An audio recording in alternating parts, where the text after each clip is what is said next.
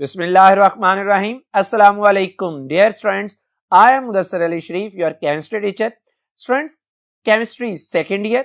हम chapter number 1 discuss कर रहे हैं और आज का हमारा टॉपिक है ionization energy. Student, ionization energy का जो टॉपिक है आपने फर्स्ट ईयर में चैप्टर नंबर 6 में भी पढ़ा है और सेकेंड ईयर में भी इस टॉपिक को शामिल किया गया है आयोनाइजेशन एनर्जी को, जिसको आज हम डिटेल के साथ डिस्कस करेंगे. Student, examination point of view से और एंट्रेंस टेस्ट के पॉइंट ऑफ व्यू से दोनों तरह से ये जो टॉपिक है ये बहुत ही इंपॉर्टेंट है. आपने इसको ध्यान से समझना है, इंपॉर्टेंट कॉन्सेप्ट्स को साथ साथ राइट डाउन कर लेना है और अच्छे तरीके से इसको प्रिपेयर करना है. तो आइए स्टार्ट करते हैं आज का टॉपिक.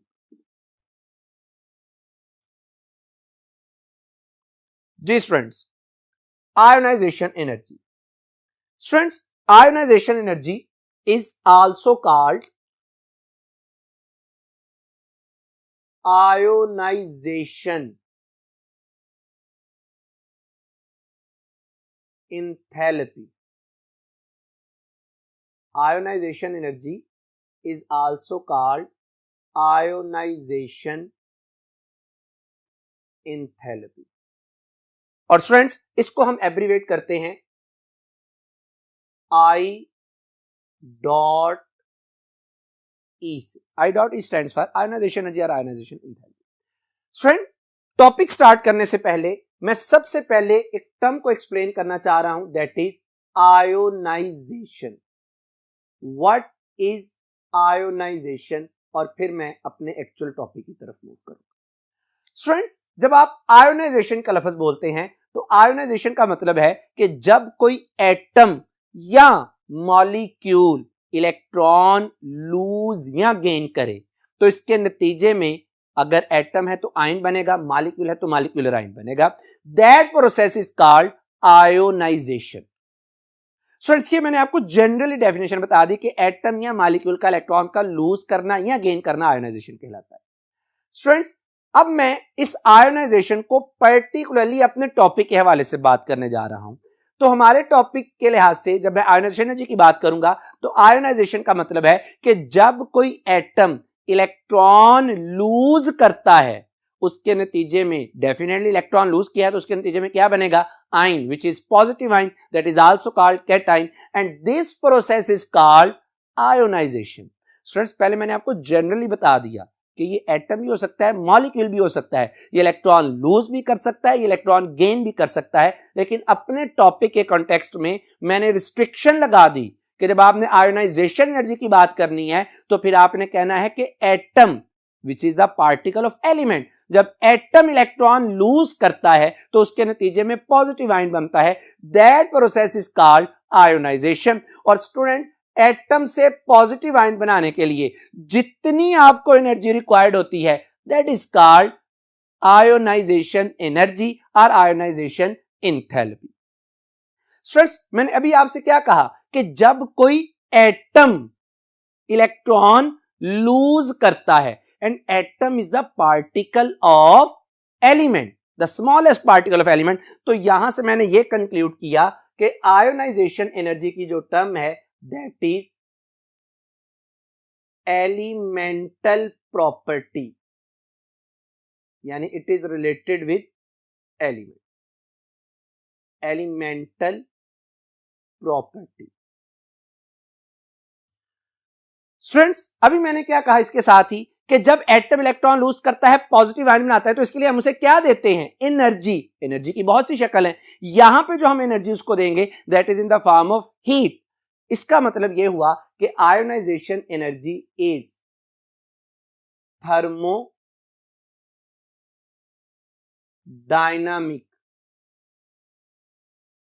प्रॉपर्टी.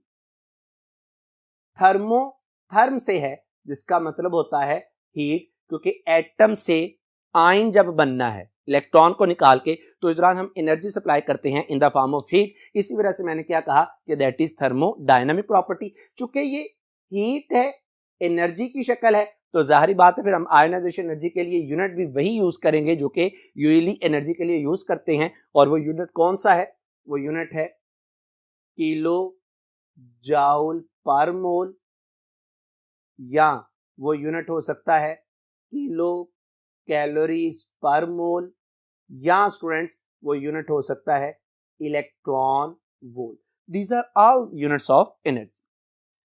तो स्टूडेंट्स अब आइए जो आयोनाइजेशन एनर्जी की प्रॉपर डेफिनेशन है। क्या डेफिनेशन है? The minimum quantity of energy required to remove an electron from the outer most shell of the isolated gaseous atom. Students यहां पे कुछ टर्म्स हैं इंपॉर्टेंट, जैसे एक टर्म है मिनिमम क्वांटिटी, ये मिनिमम का लफ्ज क्यों यूज हुआ। दूसरी टर्म है रिक्वायर्ड,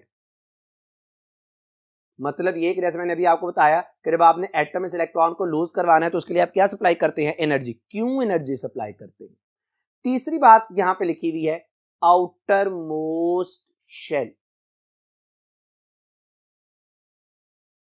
ठीक होगी स्टूडेंट्स बात। और चौथे नंबर पे हम डिस्कस करेंगे जो बात है आइसोलेटेड गैसियस एटम। एटम पे तो अब आपको कंफ्यूजन नहीं रहनी चाहिए क्योंकि मैंने पहले कह दिया कि इट इज एलिमेंटल प्रॉपर्टी।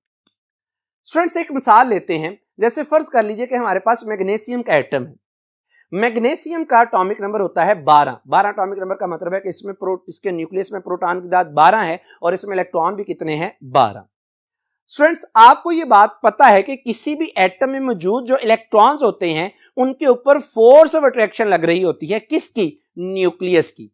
यानी ये बात मैं कहना चाह रहा हूं कि electrons in an atom are under the influence of nuclear attraction. Nucleus में जो प्रोटॉन है वो इलेक्ट्रॉन के ऊपर क्या लगा रहा होता है? फोर्स ऑफ अट्रैक्शन, जैसा कि यहां पे मैग्नीशियम के केस में। अब अगर मैं चाहता हूं कि मैग्नीशियम में से इलेक्ट्रॉन को रिमूव करवाऊं, कौन सा इलेक्ट्रॉन? वैलेंस शेल वाला इलेक्ट्रॉन रिमूव करवाऊं, तो मुझे उसके लिए जो फोर्स ऑफ अट्रैक्शन है किस किस के दरमियान? Between nucleus and electron, valence shell के जो इलेक्ट्रॉन है उस फोर्स ऑफ अट्रैक्शन को क्या करना पड़ेगा? ओवरकम करना पड़ेगा।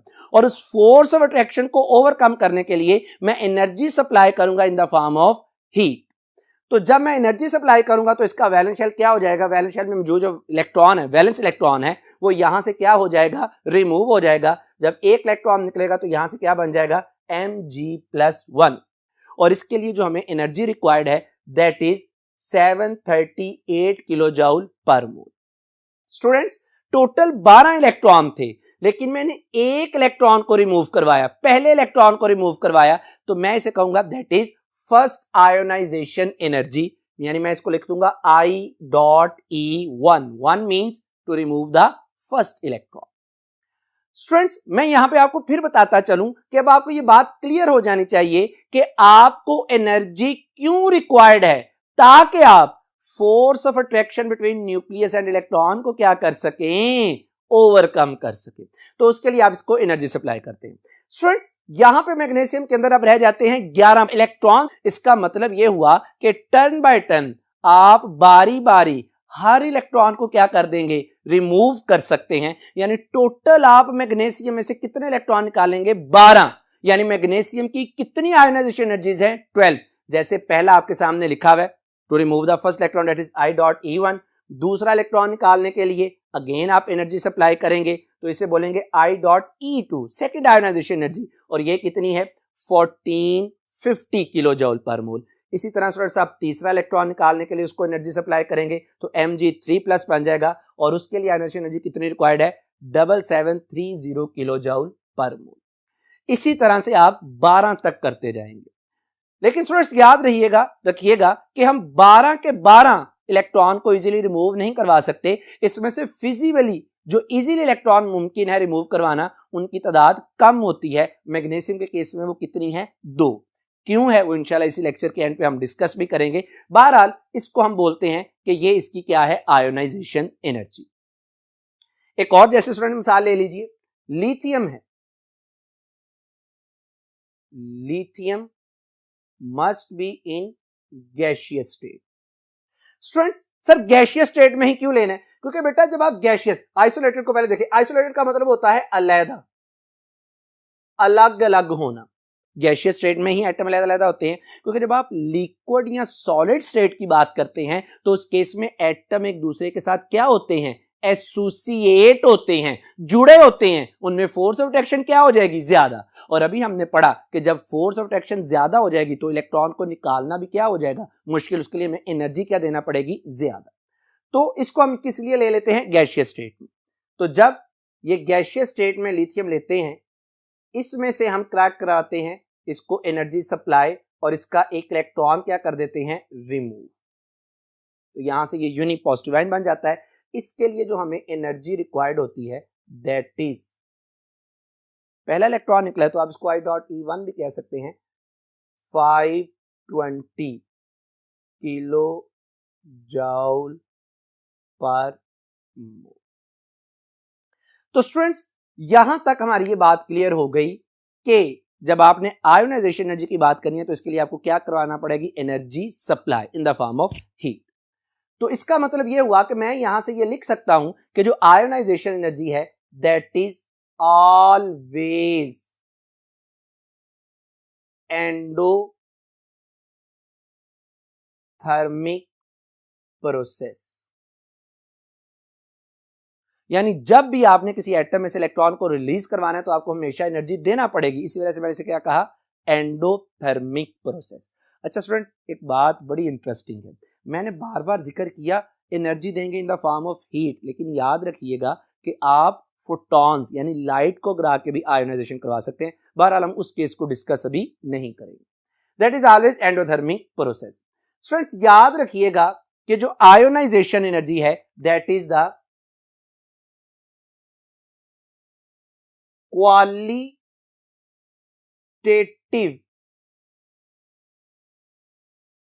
measurement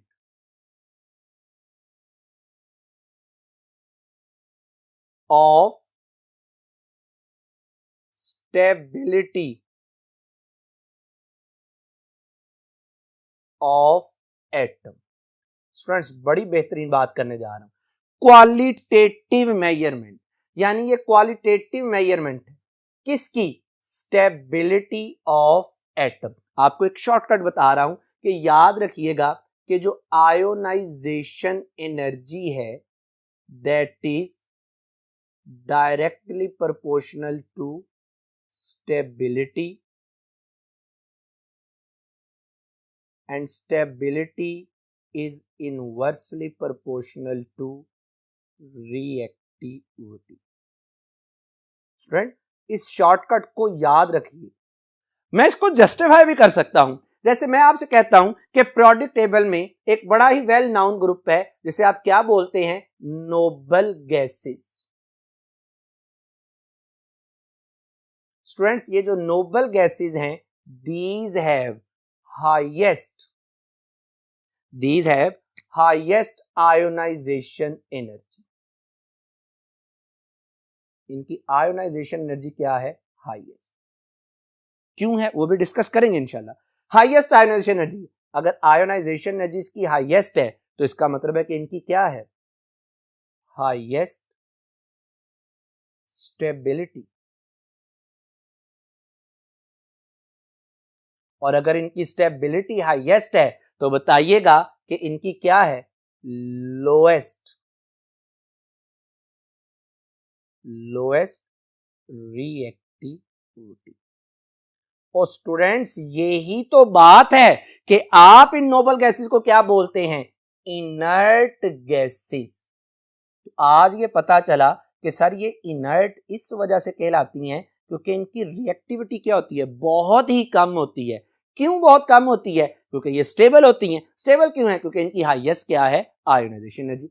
एक और मिसाल ले लीजिए स्टूडेंट्स, आपके पास हैं अल्कली मेटल्स,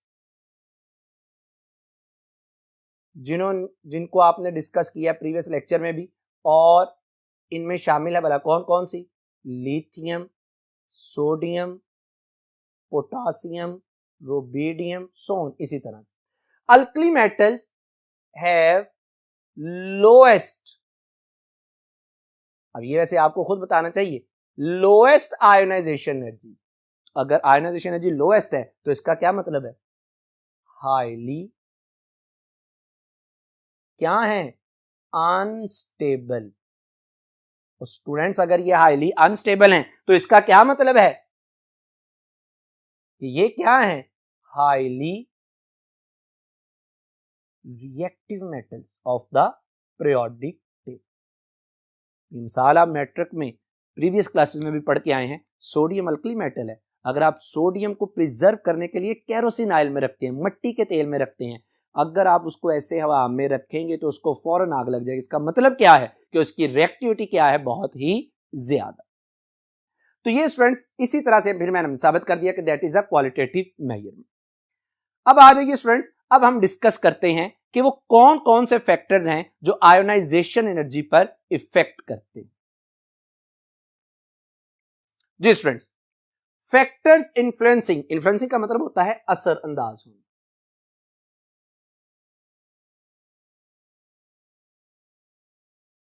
किस पे, आयोनाइजेशन एनर्जी पे।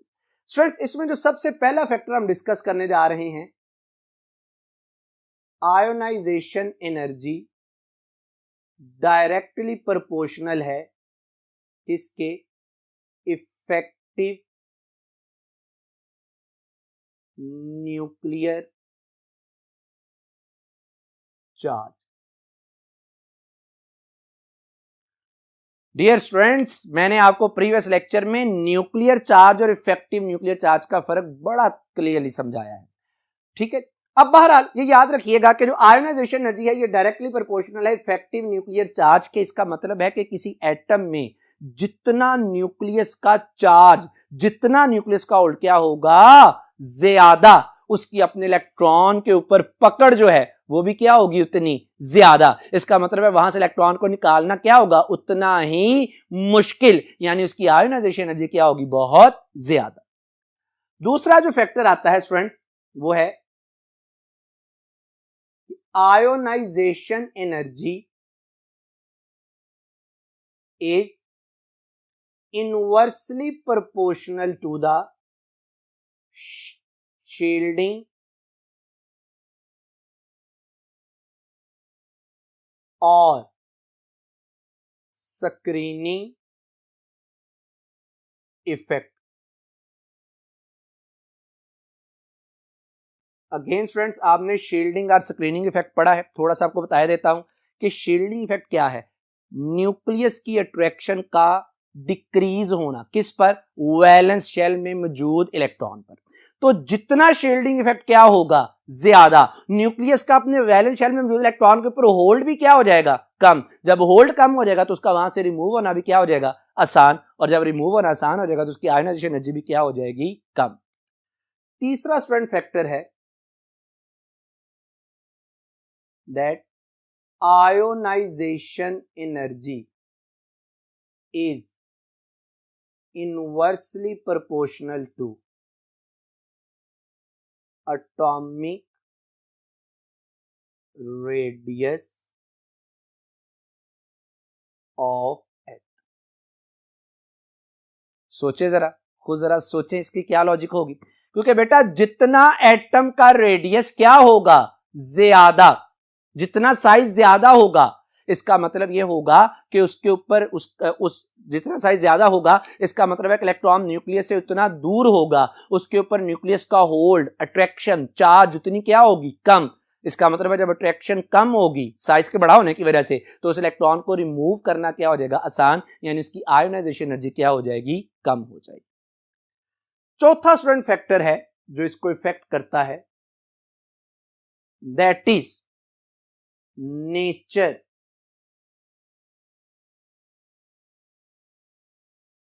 Of the orbital. यानी आपने जो इलेक्ट्रॉन रिमूव करना है वैलेंस शेल से, वो वैलेंस शेल के किस ऑर्बिटल में मौजूद है। स्टूडेंट बहुत ध्यान से समझिएगा जरा, ये बात बड़ी इंटरेस्टिंग है। फर्ज कर लीजिए कि मेरे पास एक एटम है, कोई भी एटम है, सपोज कर लेते हैं, उसमें पहला शेल है, दूसरा शेल है, तीसरा शेल है, चौथा शेल। स्टूडेंट जब आप चौथे शेल में पहुंचते हैं तो चौथे शेल के अंदर कौन कौन से ऑर्बिटल हैं, उसमें मौजूद होगा 4s, उसमें होगा 4p, उसमें होगा 4d और उसमें होगा 4f। आप ऐसे समझ लीजिए कि मेरे पास 4 एटम है। एक एटम ऐसा है जिसके वैलेंस शेल में मौजूद जो ऑर्बिटल है वो है 4s, एक ऐसा है जिसके वैलेंस शेल में मौजूद जो ऑर्बिटल है वो है 4p, एक में 4d, एक में 4f। तो स्टूडेंट्स मुझे बताइएगा कि इनमें से सबसे मुश्किल इलेक्ट्रॉन निकालना किस में से है? आप कहेंगे सर उस ऑर्बिटल में से इलेक्ट्रॉन निकालना सबसे मुश्किल है जो न्यूक्लियस के सबसे करीब है। जो न्यूक्लियस से जितना दूर होगा उसका न्यूक्लियस का उसमें मौजूद इलेक्ट्रॉन के ऊपर होल्ड भी क्या होगा, कम, उसका निकलना भी क्या हो जाएगा, आसान। थोड़ी सी एनर्जी देंगे फटाफट वो इलेक्ट्रॉन क्या हो जाएगा, रिमूव हो जाएगा। तो आपने देखा कि अगर मेरे पास चौथा शेल है, जो चौथे शेल में, फोर्थ शेल में सबसे पहले S आता है 4S, फिर आता है 4P, फिर आता है 4D, फिर आता है 4F। तो सबसे पहले आया S, इसका मतलब है कि S के ऊपर न्यूक्लियस का होल्ड सबसे ज्यादा है, इसके ऊपर इलेक्ट्रॉन के ऊपर न्यूक्लियस की पकड़ सबसे ज्यादा है। तो यहां से अगर आपने इलेक्ट्रॉन निकालना है तो उसके लिए आपको एनर्जी सबसे ज्यादा देना पड़ेगी, और F के ऊपर कम है तो उसको इलेक्ट्रॉन को निकालना भी क्या है, आसान। सो बात यह तय हुई कि सर सबसे मुश्किल इलेक्ट्रॉन का निकलना किस में से है, S में से, फिर सर किस में से है, P में से, फिर किस में से है, D में से, और फिर F। चीजें कंसेप्चुअली पढ़नी है ताकि अगर कोई कमी रह गई है फर्स्ट ईयर में भी तो अब ये पूरी हो जाए, ताकि आगे जाके आपको एंट्रेंस टेस्ट में बहुत फायदा। स्टूडेंट्स ये तो था चौथा। पांचवें नंबर पे आ जाइए। आयोनाइजेशन एनर्जी डायरेक्टली प्रोपोर्शनल है स्टेबल इलेक्ट्रॉनिक कॉन्फ़िगरेशन।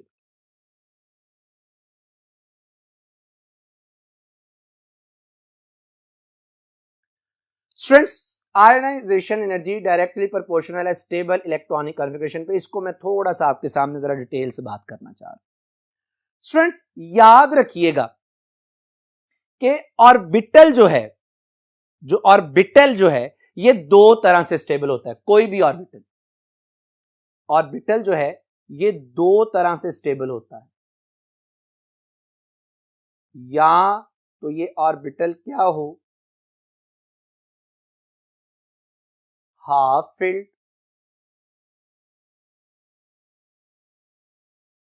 मैं एक्सप्लेन कर देता हूं स्टूडेंट्स इसको, या ये ऑर्बिटल क्या हो, फुली फिल्ड। मसलन अगर आप बात कर लें S की, तो S में मैक्सिमम कितने इलेक्ट्रॉन आते हैं, 2। तो S या तो 2 इलेक्ट्रॉन जब होंगे तब स्टेबल होगा, या जब उसमें कितने इलेक्ट्रॉन होंगे, 1। P की बात कर लीजिए, P में फर्स्ट ईयर में पांचवें चैप्टर में आपने पढ़ा है, P में मैक्सिमम कितने इलेक्ट्रॉन आते हैं, 6। तो P कब स्टेबल होगा, जब कितने हो, 6 या 3। D कब स्टेबल होगा, 10 या 5। यानी बात ये करना चाह रहा हूं कि ये जो कॉन्फ़िगरेशन आप लिखते हैं, S में 1, P में 3, D में 5, F में 7, या तो ये स्टेबल है, या S में 2, P में 6, D में 10 और F में 14। स्टूडेंट्स मैं आपको और आसान कर देता हूं, मतलब मैं अगर P की बात करूं इसमें से, ताकि आपको समझने में क्या हो जाए, आसानी हो जाए। तो P की मैं अब बनाने लगा हूं 3 तरह से इसको कॉन्फ़िगरेशंस को ड्रा करने लगा हूं। अब आपने मुझे खुद बताना है। सोच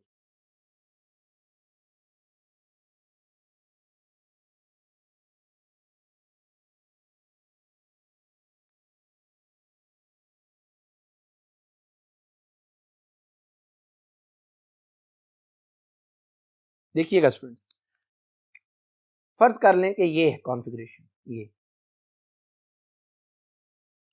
अब जरा गौर कीजिएगा कि ये P के मैंने बनाए ऑर्बिटल्स, तो इस वक्त P में कितने इलेक्ट्रॉन हैं, 4। इस 4 का मतलब ये है बेटा कि या तो ये क्या है, पार्शली फिल्ड, या आप इसे कह सकते हैं दैट इज इनकम्प्लीटली फिल्ड। अब ये पार्शली फिल्ड है या इनकम्प्लीटली फिल्ड है, ना तो हाफ है ना फुली फिल्ड है, इसका मतलब है कि ये कॉन्फ़िगरेशन क्या होगी, अनस्टेबल। और अगर ये अनस्टेबल है तो इसका मतलब ये होगा बेटा कि इसकी क्या होगी, लोएस्ट आयोनाइजेशन एनर्जी। इसके बरक्स ये केस देख लीजिए,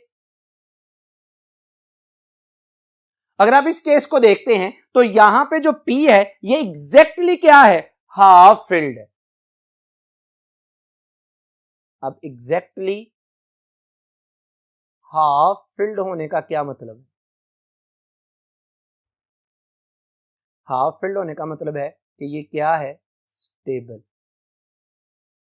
और अगर ये स्टेबल है तो इसका मतलब ये होगा कि इसकी क्या है, हाई आयोनाइजेशन एनर्जी।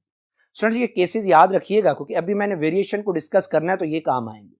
और आखिरी अगर केस डिस्कस करूं, अब मैंने इसको क्या कर दिया, fully filled, that is this is fully filled. Students जब ये फुली फिल्ड होगा तो ये हाईली स्टेबल होगा।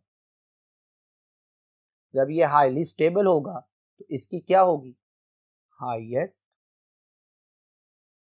Ionisation energy. स्टूडेंट्स इन कॉन्सेप्ट्स को जहन में रखिएगा, ये अभी जब हम पीरियोडिक टेबल की वेरिएशन करेंगे तो पढ़ेंगे तो इसमें हमें बहुत ये फायदेमंद होगा। स्टूडेंट्स अब मैंने ये आपके सामने फैक्टर डिस्कस कर दिए, अब हम इन फैक्टर्स को जहन में रखते हुए, इनको देखते हुए पीरियोडिक टेबल में वेरिएशन पढ़ते हैं, किसकी, आयोनाइजेशन एनर्जी। जी स्टूडेंट, पीरियोडिक ट्रेंड्स। स्टूडेंट्स किसके पीरियोडिक ट्रेंड्स, और द आयोनाइजेशन एनर्जी किस में, इन द पीरियोडिक टेबल। तो हमने प्रीवियस लेक्चर में भी पढ़ा है कि पीरियोडिक टेबल में एलिमेंट्स को दो तरह से हम बुनियादी तौर पर डिस्कस करते हैं, एक है ग्रुप्स और दूसरा है पीरियड्स। तो सबसे पहले हम डिस्कस करते हैं variation with in a group. Group में आयोनाइजेशन एनर्जी कैसे वेरी करती है। स्टूडेंट्स जब भी आप ग्रुप की बात करते हैं ना तो याद रखिएगा कि ग्रुप के लिए हम भला क्या बोलते हैं, इन a group, in a group, किसी भी ग्रुप में फ्रॉम टॉप टू बॉटम, किसी भी ग्रुप में टॉप टू बॉटम जाते हुए, टॉप टू बॉटम से मुराद, कंफ्यूज ना होइएगा, टॉप टू बॉटम से मुराद जैसे hydrogen, lithium, sodium, potassium, rubidium, होता क्या है कि नंबर ऑफ शेल्स क्या करते हैं, इंक्रीज करते हैं। स्टूडेंट्स जब नंबर ऑफ शेल्स इंक्रीज करते हैं तो क्या होता है, शील्डिंग इफेक्ट क्या करता है, इंक्रीज। स्टूडेंट्स जब शील्डिंग इफेक्ट इंक्रीज करता है तो एटॉमिक साइज क्या करता है, इंक्रीज। स्टूडेंट्स जब एटॉमिक साइज इंक्रीज करता है तो बताएं जरा सोच के, अभी आपने पढ़े हैं सारे फैक्टर्स, जब एटॉमिक साइज इंक्रीज करता है तो इफेक्टिव न्यूक्लियर चार्ज क्या करता है, डिक्रीज। जब इफेक्टिव न्यूक्लियर चार्ज मेरा पुत्र डिक्रीज करता है तो आयोनाइजेशन एनर्जी भी क्या करती है, डिक्रीज। अब ये चीजें बिल्कुल सीक्वेंस में मैंने बात की कि जैसे ही ये सारी shell increase, effective shielding effect increase, atomic size increase, तो क्या लेवल लिखा, इफेक्टिव न्यूक्लियर चार्ज क्या करता है, डिक्रीज करता है। तो आयोनाइजेशन एनर्जी भी क्या करेगी, डिक्रीज। स्टूडेंट्स मिसाल ले लीजिए, जैसे हमारे पास है अल्कली मेटल, अल्कली मेटल्स, यहां फर्स्ट ए ग्रुप की चले मिसाल ले लें। फर्स्ट ए ग्रुप में हमारे पास क्या है, hydrogen, lithium, sodium, potassium, rubidium, caesium, francium. तो स्टूडेंट्स जब आप ग्रुप में टॉप टू बॉटम आ रहे होते हैं तो आप देख रहे हैं कि साइज क्या करता है, इंक्रीज। न्यूक्लियस की अपने इलेक्ट्रॉन के ऊपर होल्ड पकड़ क्या हो जाती है, कम, जिसकी वजह से आप देख सकते हैं कि इनकी आयोनाइजेशन एनर्जी भी क्या कर रही है, डिक्रीज कर रही है। इसी चीज को आप ग्राफ में देख लें कि जब आप ग्राफ देखते हैं तो जो ग्राफ है, कर्व है for the ionization energy and the atomic number, तो वो कर्व जो है जैसे जैसे आप ग्रुप में बॉटम साइड पर आ रहे हैं वो कर्व अपवर्ड नहीं जा रही बल्कि कर्व क्या आ रही है, डाउनवर्ड। इसका क्या मतलब है कि आयोनाइजेशन एनर्जी क्या करती है, डिक्रीज करती है। एक और एग्जांपल ले लीजिए स्टूडेंट्स, हेलोजेंस। हेलोजेंस हमारे पास 7th ए ग्रुप है, फ्लोरीन, क्लोरीन, ब्रोमीन, आयोडीन। तो स्टूडेंट इसमें भी जब आप ग्रुप में टॉप टू बॉटम जाते हैं तो साइज के इंक्रीज करने की वजह से आप देख सकते हैं कि इनकी आयोनाइजेशन एनर्जी क्या कर रही है, डिक्रीज कर रही है। तो स्टूडेंट्स ये तो वेरिएशन थी हमारे पास किसमें, इन अ ग्रुप। अब आइए डिस्कस करते हैं variation of ionization energy in the periods.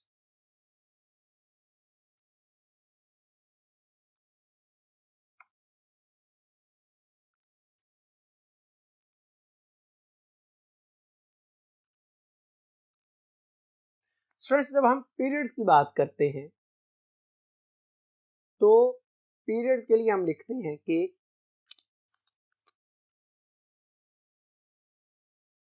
In a period, किसी भी पीरियड में लेफ्ट टू राइट, ग्रुप के लिए था स्टूडेंट टॉप टू बॉटम और इसके लिए left to right.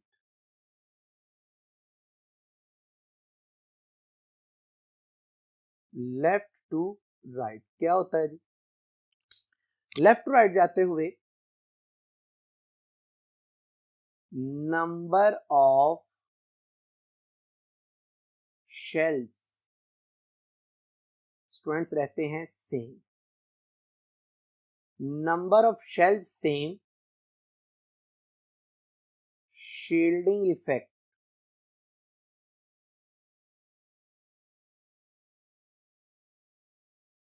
Be almost, मैंने बड़ी डिटेल से बात की हुई है, सेम और ऑलमोस्ट सेम। ऑलमोस्ट क्या रहता है, सेम। फिर फ्रेंड्स लेकिन क्या होता है, इफेक्टिव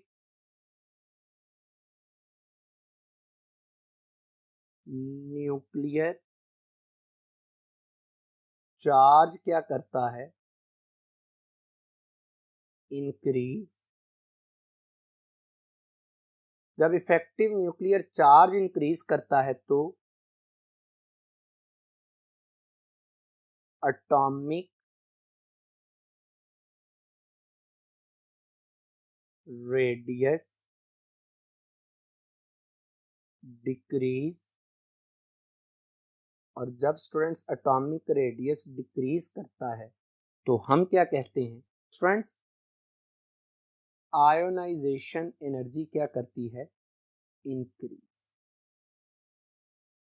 तो स्टूडेंट्स अब ये बात तय हो गई कि पीरियड्स में left to right ionization energy क्या करती है, इंक्रीज। स्टूडेंट्स मेरे पास सेकंड पीरियड के एलिमेंट्स, सेकंड पीरियड में मेरे पास क्या है, lithium, beryllium, boron, carbon, nitrogen, oxygen, fluorine and neon.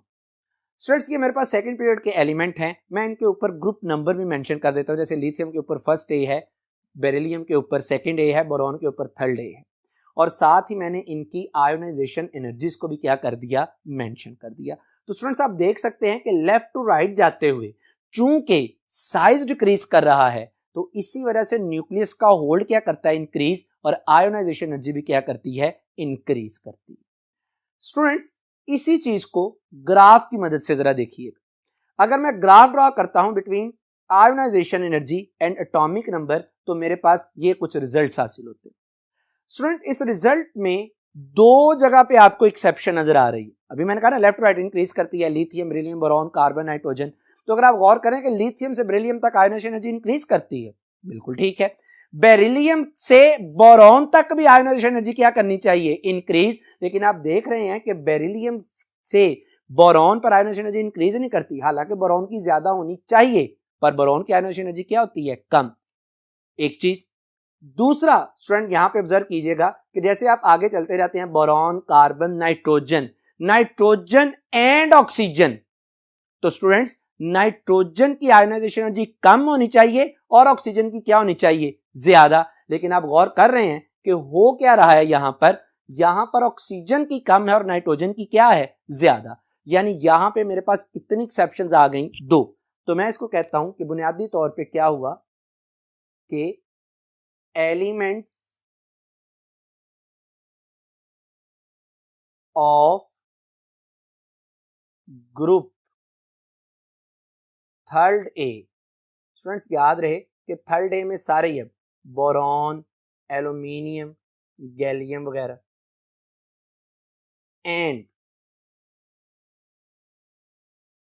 Elements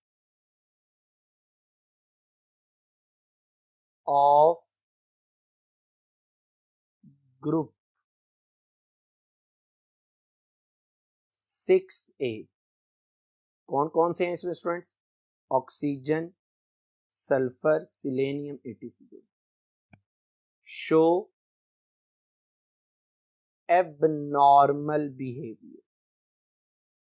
abnormal का मतलब है जो कि नॉर्मल ना हो, हमारे कॉन्सेप्ट के मुताबिक ना बल्कि डेविएट करे, एबनॉर्मल बिहेवियर। स्टूडेंट्स अब इस चीज को समझना है कि सर ऐसा क्यों होता है।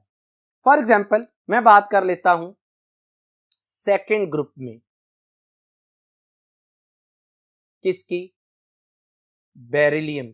बेरिलियम का एटॉमिक नंबर स्टूडेंट्स कितना होता है, 4, 1s2 2s2। इसी तरह थर्ड ए ग्रुप में हमारे पास है बोरॉन 5, जिसका क्या मतलब है, 1s2 2s2 2p1। स्टूडेंट्स मैंने अभी आपके साथ पॉइंट डिस्कस किया कि आयोनाइजेशन एनर्जी डायरेक्टली प्रोपोर्शनल है स्टेबल इलेक्ट्रॉनिक कॉन्फ़िगरेशन के, और मैंने आपसे कहा कि हाफ फिल्ड या फुली फिल्ड जो ऑर्बिटल्स हैं ये क्या होते हैं, ज्यादा स्टेबल, और इनकी आयोनाइजेशन एनर्जीज भी क्या होती हैं, ज्यादा होती हैं। गौर कीजिएगा स्टूडेंट्स, अगर मैं बेरिलियम की बात करता हूं तो बेरिलियम का जो वैलेंस ऑर्बिटल है दैट इज कंप्लीटली फिल्ड, ये क्या है, कंप्लीटली फिल्ड है। लेकिन अगर आप बोरॉन की बात करते हैं तो इसका जो वैलेंस ऑर्बिटल है ना तो ये कंप्लीटली फिल्ड है ना ही ये हाफ फिल्ड। इसका मतलब ये हुआ कि जो थर्ड ए ग्रुप के मेंबर्स हैं इनकी अनस्टेबल होती है क्या, इलेक्ट्रॉनिक कॉन्फ़िगरेशन। स्टूडेंट्स आप इसकी रीजन ऐसे भी दे सकते हैं, जैसे मैंने आपसे पहले कहा कि सबसे मुश्किल इलेक्ट्रॉन निकालना s में से है, फिर किस में से है, p में से। और अगर आप गौर करें तो बेरिलियम का जो वैलेंस ऑर्बिटल है वो बनता है s, जिसके ऊपर न्यूक्लियस का ऑर्बिट ज्यादा है, और बोरॉन का बनता है p, इसके ऊपर न्यूक्लियस का ऑर्बिट क्या है, कम। तो आप दोनों वजूहात बता सकते हैं, एक इलेक्ट्रॉनिक कॉन्फ़िगरेशन के लिहाज से और दूसरा नेचर ऑफ ऑर्बिटल के लिहाज से। इसी तरह स्टूडेंट एक हमारे पास अभी एक्सेप्शन मैंने आपके सामने की 6th ग्रुप, 5वें और 6ठे में आई। स्टूडेंट्स 5th ग्रुप में अगर आप बात करते हैं 5th ए ग्रुप में तो हमारे पास आता है नाइट्रोजन। नाइट्रोजन का एटॉमिक नंबर है 7, इसका क्या मतलब है, 1s2 2s2 2px 2py और 2pz, 1 1 और 1। स्टूडेंट्स इसी के साथ आप बात कर लें 6A ग्रुप की।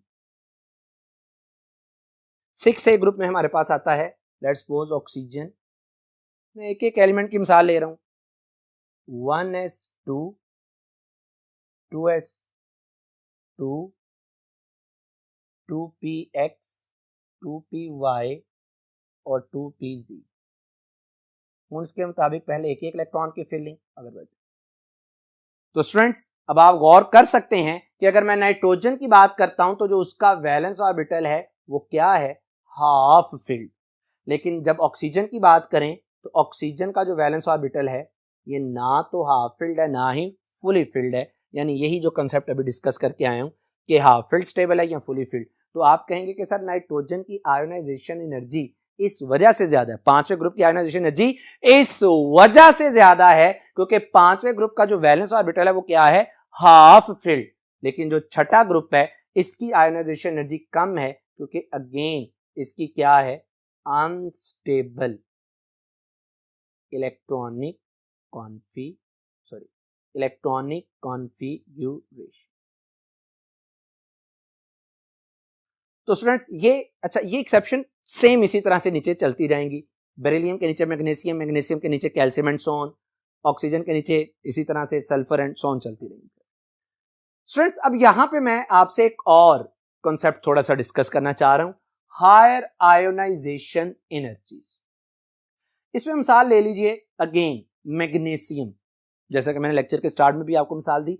मैग्नीशियम की जब आप एग्जांपल लेते हैं तो मैग्नीशियम का एटॉमिक नंबर होता है 12 और आपके सामने इसकी पहली आयोनाइजेशन एनर्जी लिखी है। पहली आयोनाइजेशन एनर्जी का मतलब है to remove the first electron that is 738 kilo joule per mole. इसी तरह जब मैग्नीशियम में से दूसरा इलेक्ट्रॉन निकालते हैं that is called second ionization energy. क्या है second ionization energy, to remove the second electron after the removal of first electron. वो आती है मेरा पुत्र यहां पे आपके पास 1450 किलो जूल पर मोल, ये सेकंड होगी। इसी तरह मैग्नीशियम की देखिएगा थर्ड आयोनाइजेशन एनर्जी, तो जब तीसरा इलेक्ट्रॉन, थर्ड आयोनाइजेशन एनर्जी क्या है, to remove the third electron after the removal of second, वो मेरा पुत्र आपके पास आती है 7730 किलो जूल पर मोल। स्टूडेंट्स आपने एक बात ऑब्जर्व की है कि जब फर्स्ट आयोनाइजेशन एनर्जी है उसकी वैल्यू कम है, जो सेकंड आयोनाइजेशन एनर्जी है ये उससे ज्यादा है, जो थर्ड है तो ये उससे ज्यादा है। इसका मतलब है जो चौथी आयोनाइजेशन एनर्जी है वो थर्ड से भी क्या होगी, ज्यादा। तो जनरली यहाँ पे एक ट्रेंड क्या बना कि first ionization energy is less than second ionization energy is less than third and so on. Students अब इसकी वजह ढूंढते हैं। तो दोबारा से अगर आप गौर करें मैग्नीशियम की आयोनाइजेशन एनर्जीज पर, तो जैसे जैसे इलेक्ट्रॉन की रिमूवल होती जा रही है उसी तरह से इसमें प्रोटॉन की तादाद क्या होती जा रही है, ज्यादा। अब जैसे जैसे प्रोटॉन की तादाद ज्यादा होती जा रही है न्यूक्लियस का अपने इलेक्ट्रॉन के ऊपर होल्ड भी क्या होता जा रहा है, ज्यादा। फॉर एग्जांपल जब आप मैग्नीशियम एटम की बात करते हैं तो उसमें 12 proton 12 electron. Mg+1 unipositive ion की बात करते हैं तो 12 proton 11 electron. Mg+2 dipositive ion की बात करते हैं तो 12 प्रोटॉन 10 इलेक्ट्रॉन। इसका मतलब यह हुआ कि the dominant positive charge holds the remaining electrons with greater force and make the removal of the further electron more difficult. यानी प्रोटॉन की तादाद बढ़ती जा रही है इलेक्ट्रॉन के निकलने की वजह से, जिसकी वजह से न्यूक्लियस का अपने इलेक्ट्रॉन के ऊपर होल्ड क्या होता जा रहा है, ज्यादा, जिसकी वजह से उसकी आयोनाइजेशन एनर्जीज क्या करती जाती हैं, इंक्रीज करती जाती है। तो ये स्टूडेंट्स हायर आयोनाइजेशन एनर्जी का कॉन्सेप्ट। अब आ जाइए, अब तक आप पढ़ चुके आयोनाइजेशन एनर्जी के फैक्टर्स, उसकी प्रोडक्ट टेबल में variation, higher ionization energies. Students अब आपके लिए एक क्वेश्चन है कि the element which have the highest ionization energy in the product table is, और दूसरा the element which has the lowest ionization energy in the product table is. जरा जहन पे जोर डालें, आपने वेरिएशन पढ़ी तो जवाब आएगा sir highest ionization energy in the product table is of helium. पता चला कि हेलियम प्रोडक्ट टेबल का सबसे स्मॉलेस्ट एटम है and lowest ionization energy in the product table is of CC. याद रखिएगा स्टूडेंट्स, ये आपके लिए था बड़ा इंटरेस्टिंग फैक्ट। स्टूडेंट्स अब हम डिस्कस करते हैं आयोनाइजेशन एनर्जीज के कुछ कॉन्सेप्ट्स, कुछ एप्लीकेशंस के आयोनाइजेशन एनर्जी को पढ़ के हमें केमिस्ट्री के हवाले से क्या क्या बेनिफिट्स मिल सकते हैं। तो आइए स्टार्ट करते हैं एप्लीकेशंस ऑफ आयोनाइजेशन एनर्जी। जी students, applications of ionization energy, इसमें सबसे पहली एप्लीकेशन है index of metallic reactor. Students metallic reactor inversely proportional है आयोनाइजेशन एनर्जी की। स्टूडेंट हमने प्रीवियस लेक्चर में भी पढ़ा था कि मेटेलिक और नॉन मेटेलिक रिएक्टर में फर्क। मेटल्स क्या हैं, जो इजीली इलेक्ट्रॉन रिलीज कर सके। स्टूडेंट्स इजीली इलेक्ट्रॉन उसी वक्त लूज होता है जब उसकी आयोनाइजेशन एनर्जी क्या हो, कम। तो मेटेलिक करैक्टर और आयोनाइजेशन एनर्जी एक दूसरे के साथ क्या है, इनवर्स। जितना किसी एलिमेंट की आयोनाइजेशन एनर्जी कम होगी उसका मेटेलिक करैक्टर उतना ज्यादा, जितनी आयोनाइजेशन एनर्जी ज्यादा उतना उसका मेटेलिक करैक्टर क्या होगा, कम। तो यहां से 3 पॉसिबिलिटीज बन गई।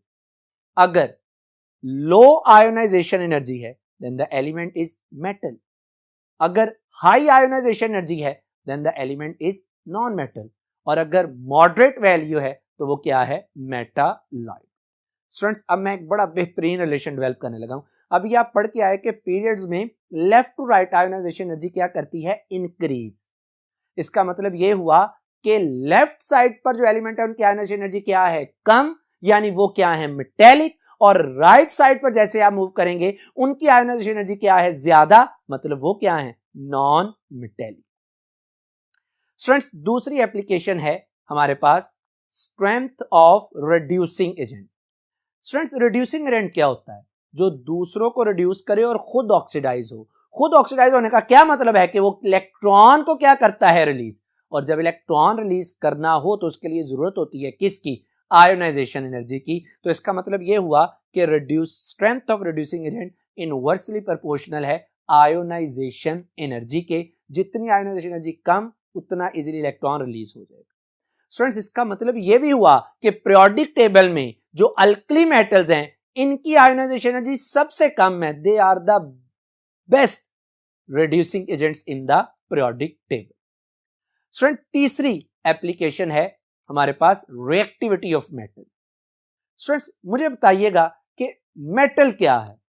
मेटल वो है जिसके ऊपर पॉजिटिव चार्ज हो, जो इलेक्ट्रॉन रिलीज करे, और ये दोनों काम उसी वक्त होंगे जब उस एलिमेंट की आयोनाइजेशन एनर्जी क्या होगी, कम। इसका मतलब है कि मेटेलिक करैक्टर भी इनवर्सली प्रोपोर्शनल है किसके, रिएक्टिविटी ऑफ मेटल भी इनवर्सली प्रोपोर्शनल है किसके, आयोनाइजेशन एनर्जी। आखिरी student application, prediction of the valency of element. Students from the gaps in first, second, third, fourth and so on ionization energy we can guess the valency of an element. यानी हम ionisation energies के दरमियान में जो gap है, पहली, दूसरी, तीसरी, चौथी, उनके दरमियान में जो गैप है उससे हम एलिमेंट की वैलेंसी को प्रेडिक्ट कर सकते हैं। जैसे स्टूडेंट्स आप देख लीजिए कि मेरे पास सोडियम है, सोडियम की फर्स्ट आयोनाइजेशन जो एनर्जी है, यानी to remove the first electron, वो कितनी है भला, 496 किलो जूल पर मोल। इसी तरह सोडियम की जो सेकंड आयोनाइजेशन एनर्जी है वो कितनी है स्टूडेंट्स, 4562.4 किलो जूल पर मोल। अब गौर कर रहे हैं, पहली है 496 और दूसरी है 4562.4 किलोग्राम, 4 किलो जूल पर मोल। अब गौर कर रहे हैं कि पहली और दूसरी के दरमियान में जो एनर्जी गैप है वो बहुत बहुत ज्यादा है, कम से कम कुछ 7-8 गुना उसमें क्या है, एनर्जी गैप। इसका मतलब क्या हुआ स्टूडेंट्स कि जब दो आयोनाइजेशन एनर्जीज के दरमियान गैप बहुत ज्यादा हो तो जो आयोनाइजेशन एनर्जी कम होगी उस एलिमेंट की वैलेंसी भी उतनी होगी। जैसे सोडियम की पहली और दूसरी में गैप बहुत ज्यादा है तो जो कम वाली आयोनाइजेशन एनर्जी है वही उसकी क्या होगी, वैलेंसी। कम वाली कौन सी है, 496, और 496 उसकी क्या होगी, उसके लिहाज से उसकी क्या होगी वैलेंसी, यानी 1। इसी तरह आप मैग्नीशियम के डाटे पे गौर कर लें तो पहली और दूसरी में जो गैप है वो बहुत कम है, यानी पहली आयोनाइजेशन एनर्जी है 738, दूसरी है 1450, ऑलमोस्ट डबल हो गई।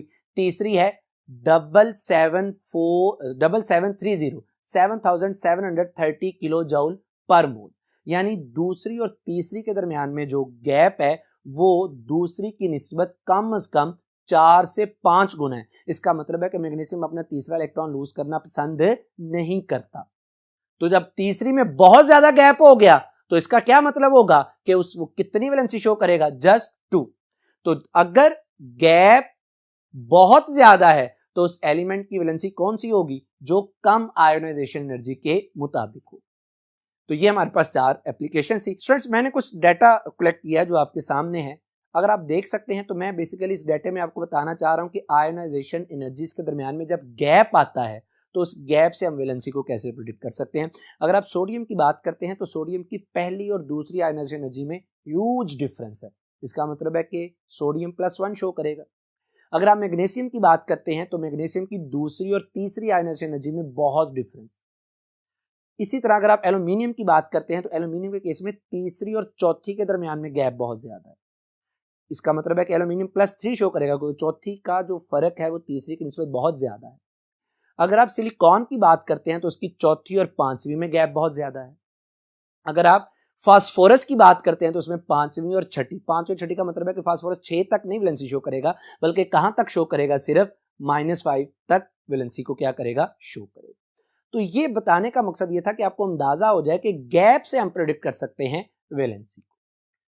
स्टूडेंट्स, आज के हमने इस लेक्चर में थारोली डिस्कस किया आयोनाइजेशन एनर्जी को, उसके फैक्टर्स, वेरिएशंस और उसकी इंपॉर्टेंट जो चीज जो आपको कंसेप्चुअली स्ट्रॉन्ग करेगी, एप्लीकेशंस को डिस्कस किया। उम्मीद है कि आपको आज का लेक्चर समझ आया होगा। स्टूडेंट्स, हमेशा याद रखिएगा कि कभी भी आपकी वजह से किसी दूसरे को नुकसान ना हो। हमेशा दूसरों की मदद का बाइस बने, कभी दूसरे के लिए नेगेटिव ना सोचें। अल्लाह सुब्हानहू व तआला आप पे अपना रहम, करम, फजल फरमाए। अस्सलाम।